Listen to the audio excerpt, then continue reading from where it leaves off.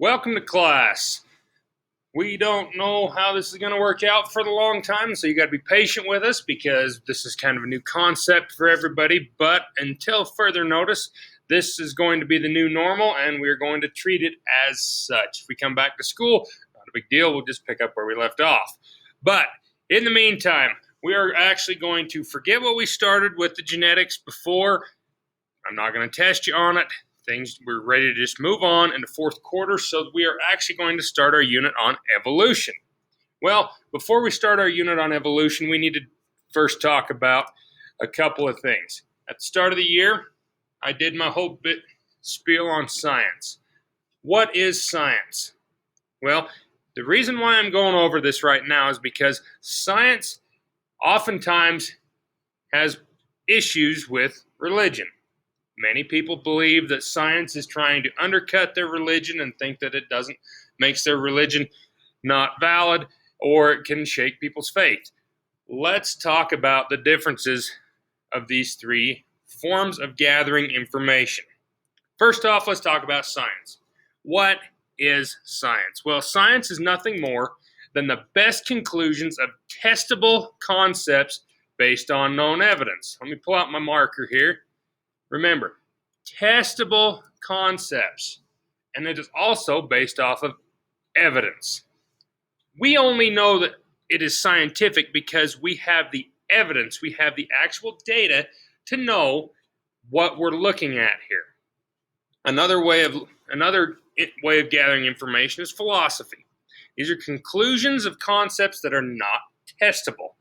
Things that aren't testable are going to be things like time, and there's lots of concepts like this. The mind, language really isn't that testable. Lots of different things that are real, but we just have no way of gathering actual physical evidence on them, such as what's going on in your mind.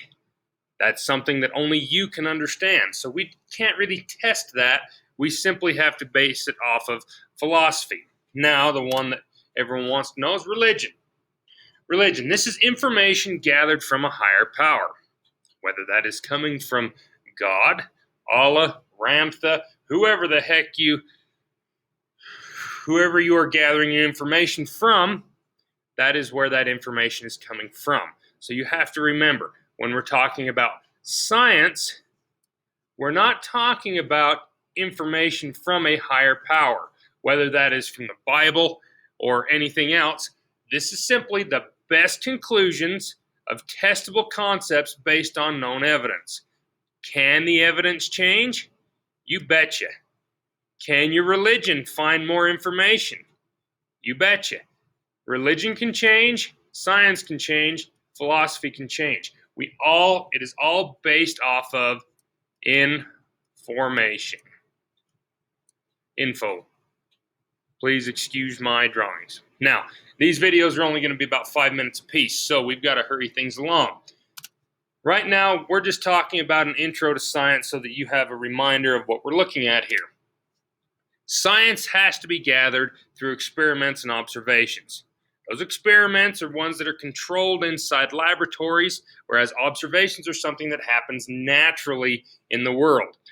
Those experiments and observations give us data. Data is used to determine patterns, and those patterns give us our evidence.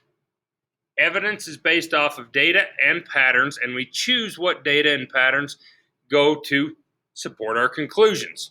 Those conclusions can do two things. They can either explain something or describe it. If it's explaining something, that is something more of how or why, whereas describing just explains what is going on. And then lastly, if it explains it, that is our theories. If it describes it, it is a law. We are going to be focusing on a theory in evolution. So sit back. We're going to talk about all of these different theories and the theory and the evidence that we have. And that's what we're focusing on right now is evidence.